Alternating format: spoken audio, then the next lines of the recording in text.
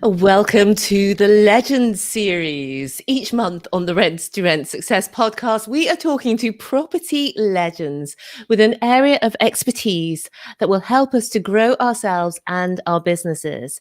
And immediately after we do this recording live, we have a special private presentation and Q&A that's exclusively for our Rent to Rent superstars. So watch out if that is you.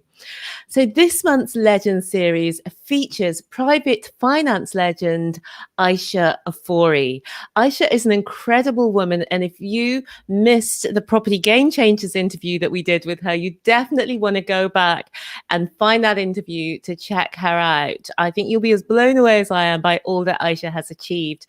It's one of the episodes that I've received the most messages about from people who were totally inspired and blown away by her story.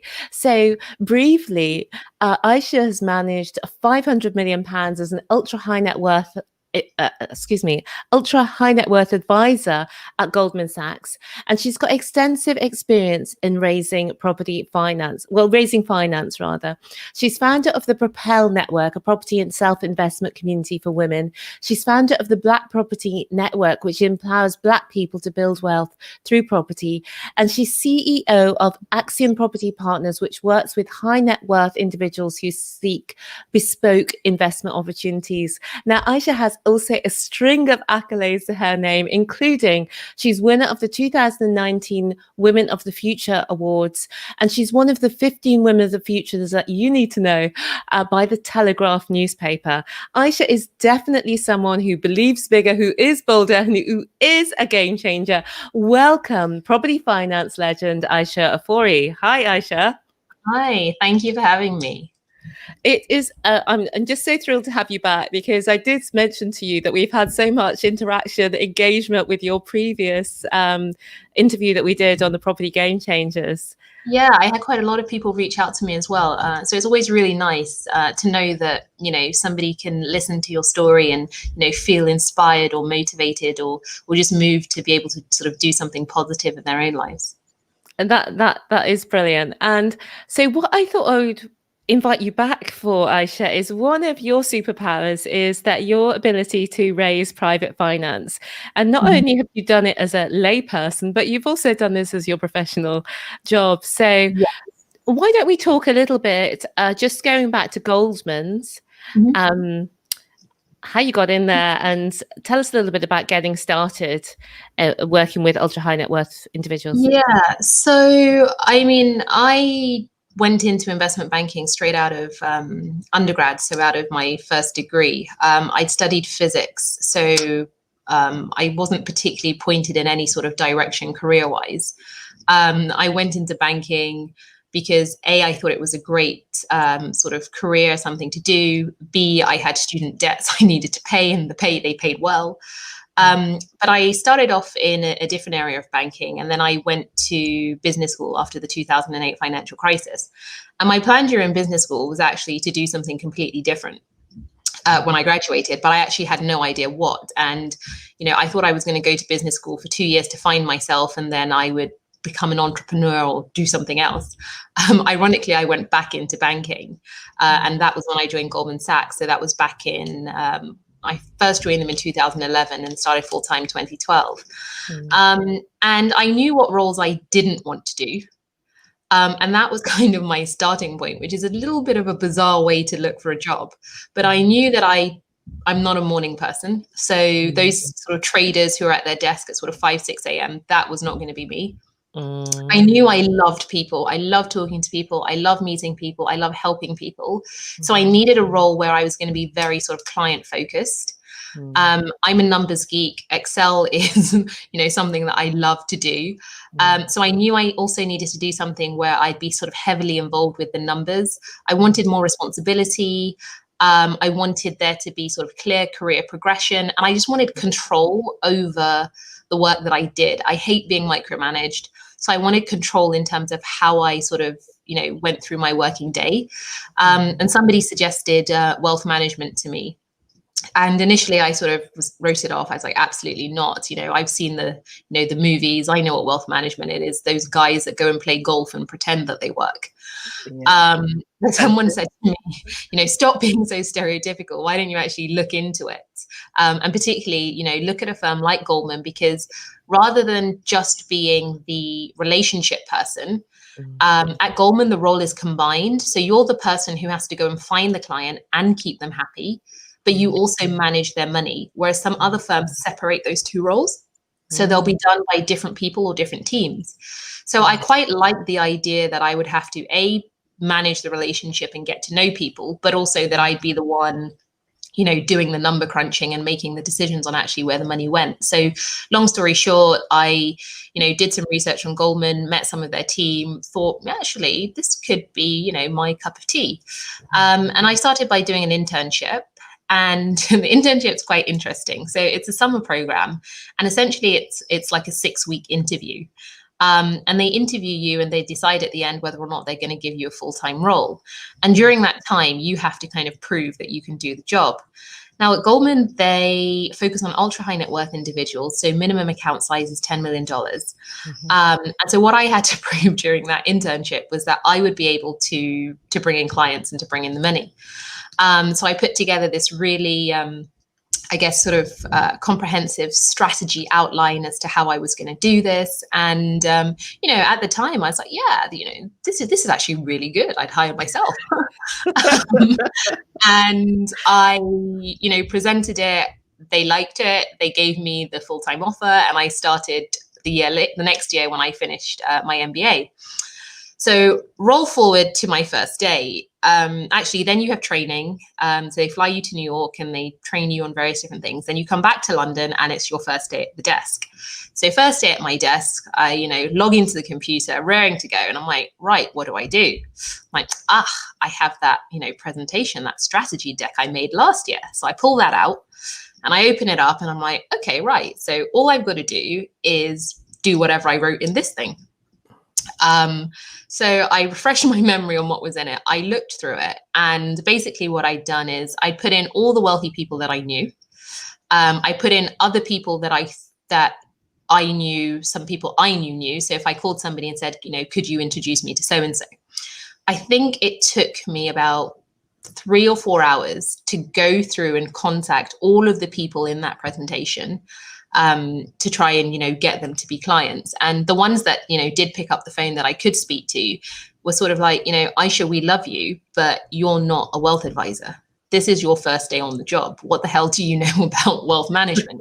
Yes, you've been in New York for a few weeks and you've done some training, but, as much as we love you, we're not going to give you our money because you have no track record and you have no experience doing this in managing money. And I actually, sat down and I was like, oh my gosh, like they're actually right.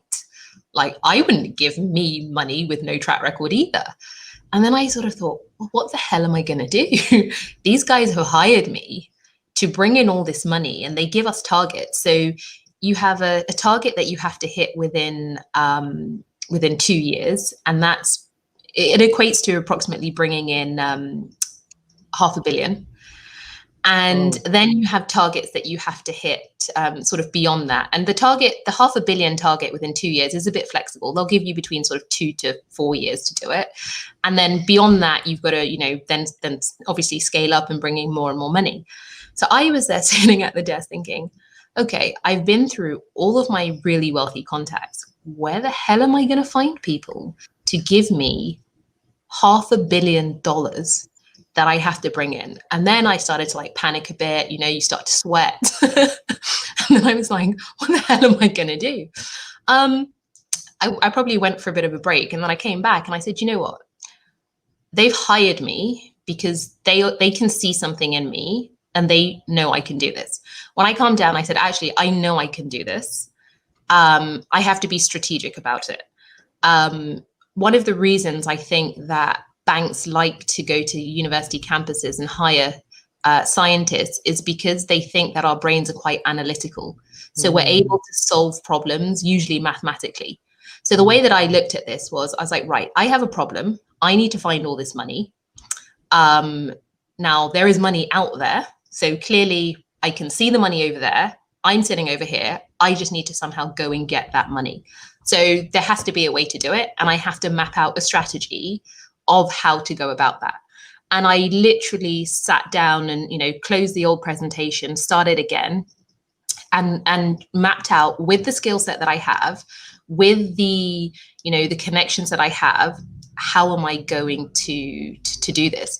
And the interesting thing about my experience at Goldman is that when I moved into full-time property, finding money is pretty much the same.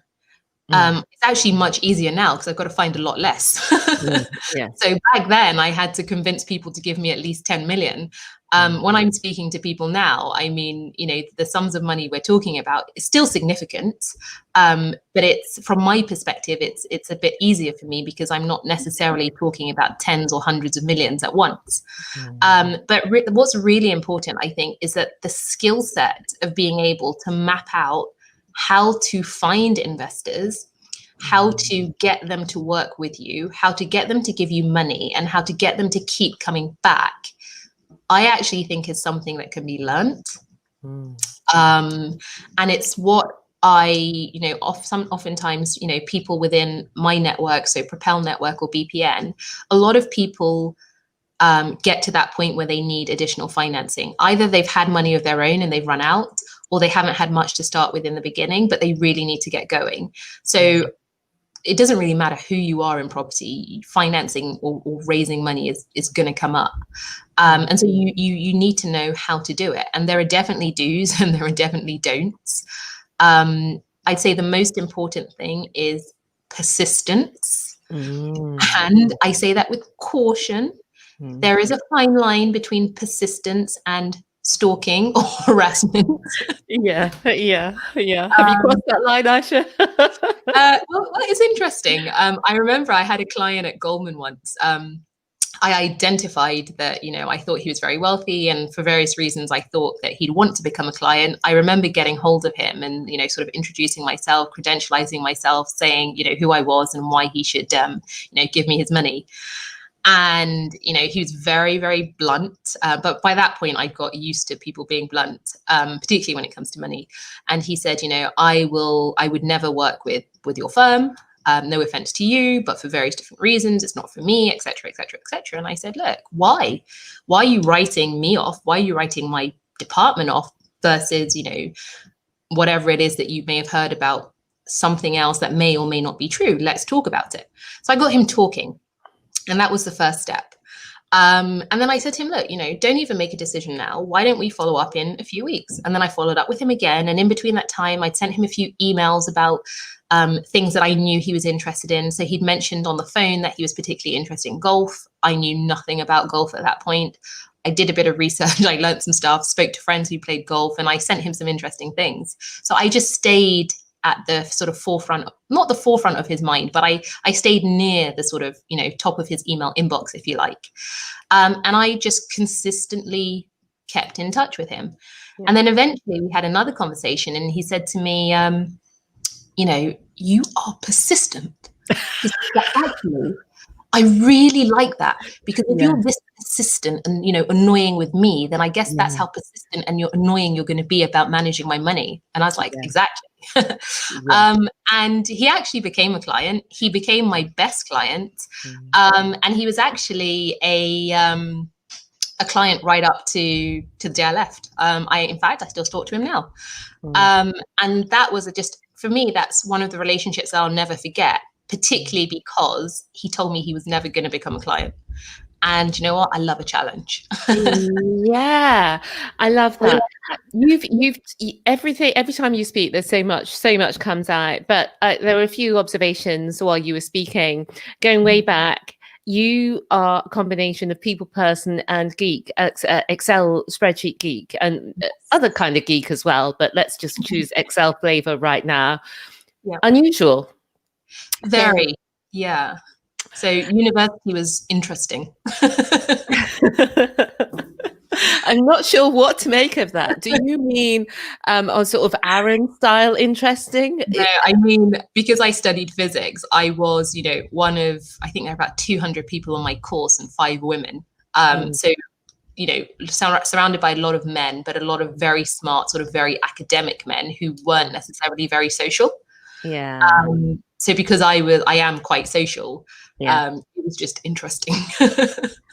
Do you know what? I'm not going to elaborate because you're married now as well. So I don't know which way the conversation is going. So let's move on because we've got a lot of other things to get into. Now, one of the things that really holds people back is the idea, and this is what you were facing. How do you attract investment when you have no experience? And that was what you were facing on that day one. And that's what many people are facing in property. Can you come up the screen a little bit? Oh, yeah, sure. Can you see me? Yeah, that's better. So how do you do that?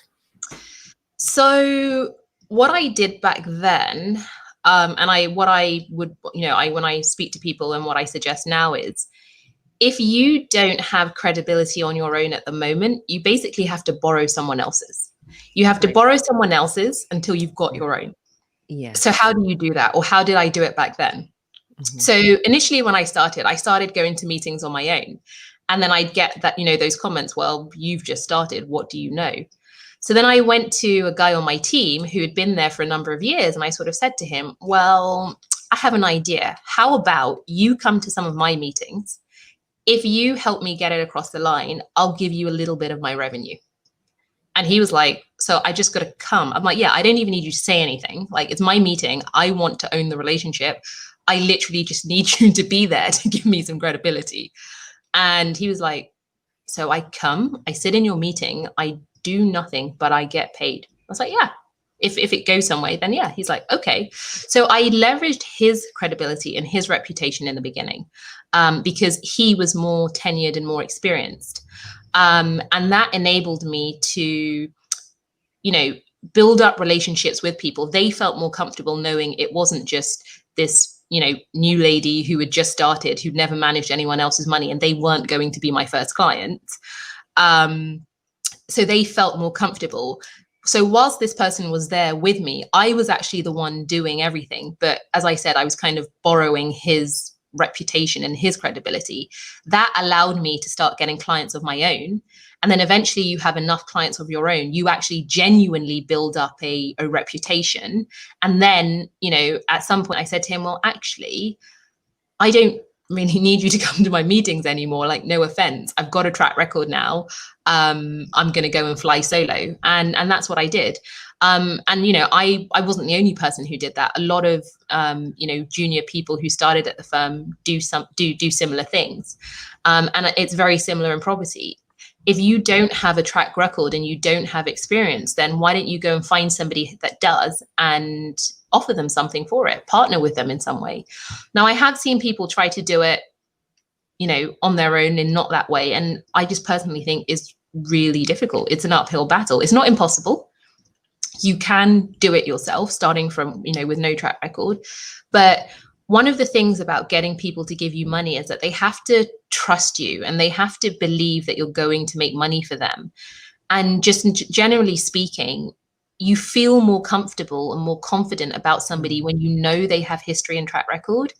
It's a bit like, if you were going in for an operation and then the doctor walks in and sort of says to you, oh, I've just finished university, this is my first day, and you're going to have heart surgery. I think you're going to be a bit like, oh my goodness, where's the doctor or the surgeon who's been around for 10 years kind of thing. It's very similar. When it comes to people's personal money, it's incredibly important to them because they would have spent their time, their years, their efforts building up that money. So they have to trust you. And if you don't have experience already doing it, it's very difficult to get them over that trust hurdle. Not impossible, but it's hard. If you have or can bring on board somebody who has that experience, it makes getting over that hurdle so much easier. Yeah, entirely agree. So we've got the first prong there, borrowing credibility, fantastic tip. And you also mentioned that people can just go with a loan. And tell us about what sort of things people could do. I'm guessing here it's working in your close network if you're going to. So usually I'd say to start with friends and family. And the interesting thing about that is that most or not for most, but for a lot of people, particularly the ones that I've met, they kind of said, well, my friends and family don't really have any money, so they're not going to be able to help. And then the next question I say is, well, have you asked them? It's like, well, no, I haven't asked, but I know they don't have any money. You do not know how much money somebody has unless you can see their bank account. And even then, you don't even know if that's all the money that they have. I've been through that personal experience myself. There was a family member who approached me and said, oh, I've seen what you've done with property for yourself. I think it's amazing. Can I invest with you? And I'll tell a story. It's my grandmother. And I actually said, oh, Gran, that's really sweet. Like, bless you. But, I don't think you quite get what I do. I don't think, when I say I need investors with like serious money, like not like, oh, here's £50 kind of thing. And she was quite taken aback and offended, and then said, oh, well, I think it was £50,000. I mean, I was like, you have £50,000? Really? Yeah. And I mean, you would never guess my grandma had that kind of money from the way she behaves normally. She's always bargain hunting. Yeah. But that just reminded me, never judge a book by its cover. You don't know how much money people have. I have a similar example from when I was working at Goldman. Another client I was having a meeting with him, and he dropped his phone on the floor. I picked it up, and it was an old iPhone, and it literally had duct tape around it. Yeah. And I gave it back to him, and I said, now we both know you can afford a better phone. In fact, you could probably buy a massive chunk of Apple. Why does your phone have duct tape on it? And he says, why not? I've put the duct tape on it and it works perfectly well. And he says, and besides, I don't like people to know how much wealth I have, whatever. And, judging by this guy, by the car he drove, the clothes he wore, you'd think that you'd need to give him money. Yeah. So you can never judge a book by its cover. So speak to family members, and you don't have to ask people for money. Just tell them what you do. So the point there is, never judge a book by its cover. You don't know who really has money and how much they have money. So I assume everyone has money.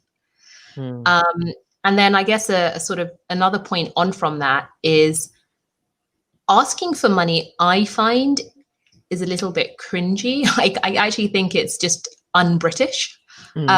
We're British, we don't ask for money. Like, how could we? So I don't actually ask people for money. I tell them what I do. I tell them how I've helped other people who've been in a situation, who's had money. And then usually what happens is, at some point they will come back and they'll say, oh, remember when you said you helped so-and-so in this way? Could you do that for me? Or could you do something slightly different for me? So that's the way I get around not asking people directly for money. But that just could be me, having a little thing where I feel uncomfortable about it. If you do feel comfortable about asking people for money in a way that doesn't make them feel uncomfortable, then I'd say go for it. But that's the way I deal with it. That's great. So you've given some great tips there on the family and friends front. Just tell people what you do, or as I sometimes paraphrase it or heard it said, speak the language of opportunity. So you're not actually asking for anything. You're telling people about the opportunities that you have created for other people, and you're also showing them about the outcomes for those other people. Exactly. People love a fantastic opportunity, and the magic words as well. Do you know anyone who? Do you know anyone who would be interested in this kind of referrals are great. Usually I find that referrals are best when you've already worked with somebody, you have a happy customer, then they'll recommend everyone they can think of. Yeah. So we've got your two, which I think are really fantastic strategies for beginners. Is there a third one that we should really know about when we're starting off? I'd say those are sort of the two main ones of when you're sort of going direct to individuals. There are, of course, other ways to raise financing for property, such as property crowdfunding. which I'm heavily involved in. I co-own a property crowdfunding platform. So we have a lot of sort of fundraisers there who will come to us and have various different projects, and they will look for fundraising. And I guess every sort of crowdfunding platform will have different criteria about who they work with. But for us, we do look for people who have track records. But again, what we've seen sometimes is there'll be one person who has a track record and somebody else who is new. And again, I think, they've sort of partnered up. Yeah. No, that's great. Tell us a little bit about who would be a good candidate to come and raise money with your crowdfunding platform. What sort of development or person are you looking for? So it's really varied, and people always, ask, so what is the maximum size? What is the minimum? There was a deal that we're about to launch, or that was as small as £50,000. And the reason we were okay to do that was because that we know that this particular developer has several much bigger deals in the pipeline.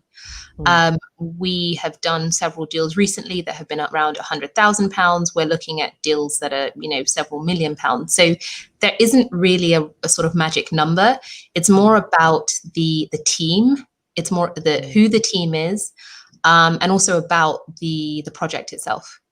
No, that sounds really exciting. And the other thing that I really liked about the way that you do your crowdfunding, I'm not sure how other people do theirs, but people can invest really small amounts of money and own part of the property company, if not the property. How does it, tell us a little bit about how people can start investing with you using the crowdfunding platform? Yeah, so my crowdfund, or the crowdfunding platform that I co-own, is called Leo Crowdfunding.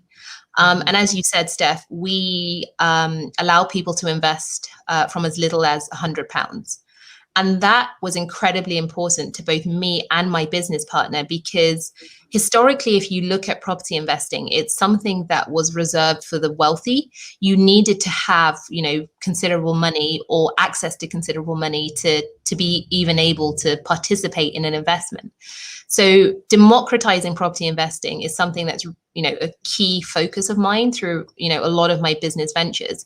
And crowdfunding is an absolutely incredible way to do that, because with as little as £100, somebody can invest in a project. Not only do you get to invest, but some of the projects that we run are what we call earn and learns. So you can actually learn about the project as well. From the very beginning to the very end, you get to do site visits. There'll be video updates. There'll be sessions on, understanding the numbers. How do you, build an Excel model if you were doing this particular deal, for example. But more importantly, investors actually get to go through a whole investment experience. So you get to go through reading and understanding the shareholder agreement, understanding how, these deals are set up, how, the structure works, how do you get your shareholding? What does that mean for, in terms of your return, in terms of your profit? What do other shareholders get? It really gives you a good understanding of just how to put a deal together. So I actually think it's quite a great opportunity for people who are new to property investing, because it allows you to play for £100 and you get to see so many different parts of what puts together a property deal. And the idea, I guess, for a lot of people is it's a good place to start, but in, a couple of years, it could be them on the other side of the table actually raising the money. Yeah, no, that is super. Have I got this correct? Leo Crowdfunding. Yeah, so leocrowdfunding.com, and Leo stands for Learn, Earn, Own. Okay. So yeah, leocrowdfunding.com. If you want to find out more about that, maybe you want to raise for a development you're doing, or maybe you would like to invest, starting from as little as £100. So let's go on now to talk about some people you've worked with. You work with a lot of people with PropElle and with your Black Property Network and with mentoring people. So can you give us an example perhaps of somebody who had a lot of concerns about raising money for their property business and who managed to do it? Yeah, so I guess there are two examples and they're quite different. So one is a lady who has been in property for some time, but she was doing a service accommodation strategy. And she had recently started looking at a different strategy, a development strategy. And the money required for a development strategy versus what she would typically put into her rent to service accommodation is just very, very sort of different sums. And while she, really knew her sort of skill set on what she had previously been doing, the development was, completely new to her. She'd found an opportunity, which, I looked at it as well, it was great. But she just didn't know where to get the money from to sort of get it going. And, she reached out to me and she asked for some, what I thought. And I essentially went through with her exactly what I said here today. And I sort of said to her, the money is closer than you think. You need to look around you, and you need to start sharing with people and telling them what you do.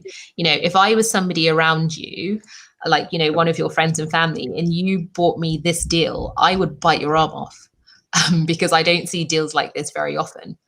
And the great thing about friends and family is that first hurdle that I spoke about trust, because they already know you, that's already gone. So then there are two other hurdles that you have to deal with. So the second one is, people have to like you. And I'm assuming if they're your friends and families, that's already done as well. Yeah. And then the third one is that they think that you're going to make money for them.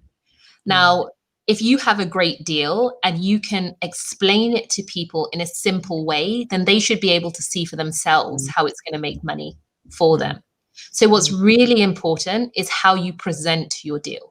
So the documents that you're going to put together, the investor presentation that you're going to put together for your investors to look at, if they want to look at your deal, is going to be very, very important. One thing that I just want to caveat is, though, whenever you're raising financing from individuals for your projects, you have to be compliant. You have to do it in a regulated way. And unfortunately, a lot of people either don't know about the compliance or ignore the compliance. It's a frustration of mine because I see a lot of people doing it technically illegally, but their view is that the FCA is, too busy to bother with them and their tiny little deal that they're raising money for.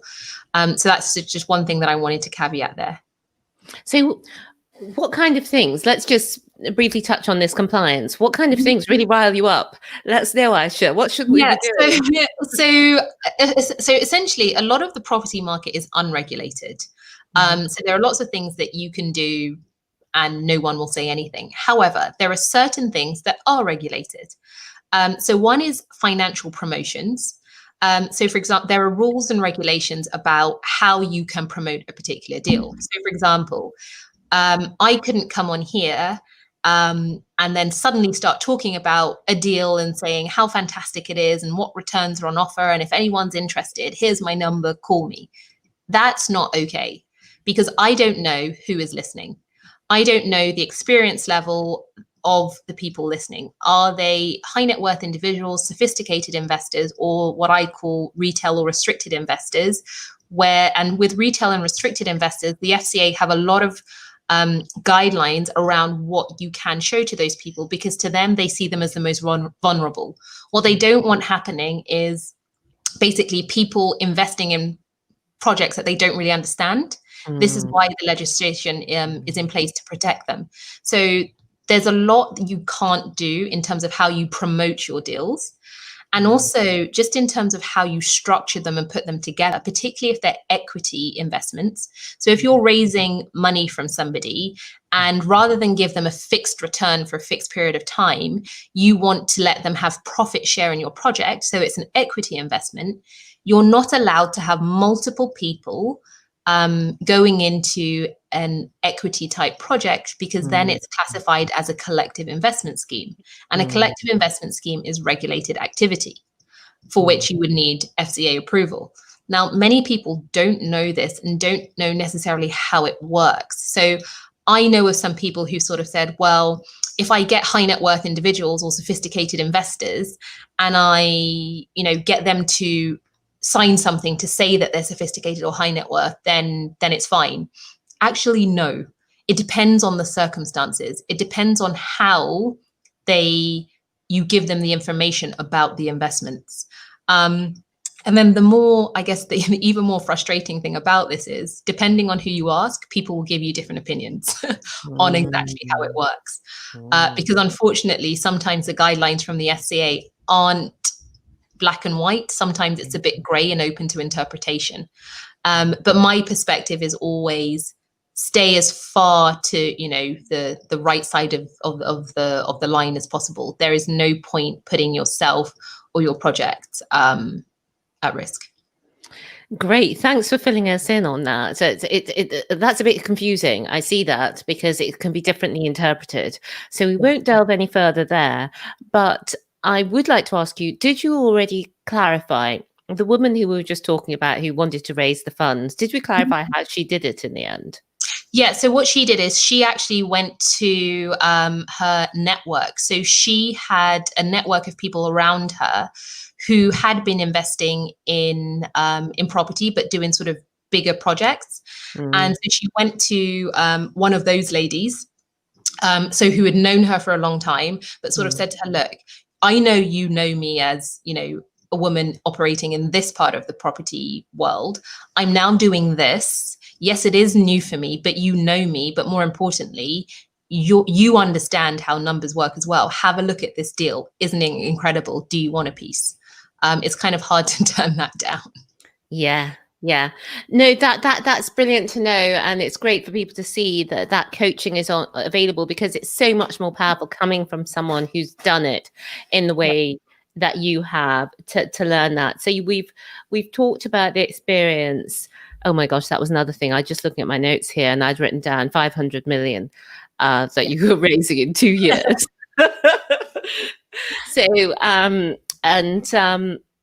So wrapping it up, we've talked about, you've given some examples. You've given some examples for people to get started. That was the other thing I wanted to cover off, because people sometimes who are not from that world think about high net worth individuals as from a different planet, not quite human. Did you have that at the beginning when you first started that? Maybe you didn't. Yeah, absolutely, because I guess it's a bit like getting starstruck if you see George Clooney on the TV, and then in real life, are you going to go and ask George Clooney to give you some money? So, with some of the high profile, high net worth individuals, it can definitely be like that. I guess with the ones who are not high profile, that doesn't really come up, because if you didn't know them previously, they could just be anybody. And in all honesty, it doesn't really matter how wealthy you are or not. We're all people. We all, function in the same way.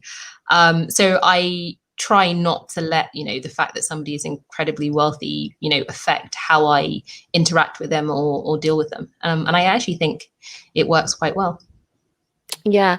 And any tips you would give for people who are finding, because it's all, well, a lot of it's in our mind, but our mind does drive our actions. So what tips would you give to someone who was starting to sort of move in these circles and wants to be able to build the sort of relationships that might lead to investment? So I think there's a couple of basic things that you need to kind of get your head around and to understand. You should either speak to somebody that has successfully raised money before, or you can go on like a workshop or something like that. So within PropElle Network, I think I mentioned this to you earlier, Steph, we're actually running two workshops actually on fundraising. So one is on where to find investors and how to work with them and how to make them keep coming back. And then the other workshop is on how to actually prepare that investment document that I spoke about. What do you need to put in it? How do you put the information together? How do you present it in a credible way? So we're going to be running that for both men and women within PropElle Network. So that's one way to do it. As I said, speak to somebody else who is successful at fundraising. I generally feel, though, that trying to do it on your own without getting guidance from anyone is possible, but you're going to make mistakes. And that's just because you've never done it before. And that likely means that the first people you approach, it may not work. So if you are going to go down that route of just doing it yourself straight away, don't be too hard on yourself if it doesn't work out with the first couple of investors. And even if you have help and support and it still doesn't work out with the first couple of investors, keep going. If you remember at the beginning, I said it's about persistence. And not just with the same people, with yourself as well. You have to keep going. And eventually you should see some success. Those are fantastic tips. And sometimes when I'm on my calls, people say to me, what is the number one determinant? Maybe they don't use the word determinant, but what separates the people who are who are successful from the people who aren't in rent to rent? But it's the same thing that separates the people who are successful in any arena, and that is that they keep going. They stay on the field of play until they're scoring the goals. A lot of people make a couple of attempts and then walk off the pitch. So you've got to be in it to win it, right? Yeah, you've got to be in it to win it. So fantastic. Thank you so much, Ayesha. We've had a few comments. Michelle saying she loves these podcasts. Thank you, Michelle, for watching. Hello, Steve, who's also watching. And Ayesha, as we wrap things up, are there any... Oh, how can we get onto these? How can we get onto these workshops? For heaven's sake, I need to ask that question. How do we find them? Yeah, it's through PropElle Network, and they're actually available on Eventbrite. So if you look on Eventbrite for the PropElle Network funding courses, they're on there. We're actually running a free workshop. I think it's next Friday. It's either this Friday or next Friday. Apologies, I don't have the date. So we're running a free workshop on fundraising. And then in October, we're running 2 courses. So if you are interested, do join us. Is it PropElle? What's the web URL, please, for PropElle? It's propellenetwork.com. Yes. So I think that could be a good place for people to start and actually go from there and find if you can't find the courses on there, just register and we'll send you the information. Yeah, so it's propellenetwork.com. So well worth having a look. Although it's a women's property network, these workshops that Aisha's talking about are for men. Don't turn men away.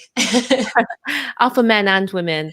Yeah. So sounds indispensable because, as Aisha was saying, and we will perhaps all need funds if we're going forward with property. We'll certainly run out of our own.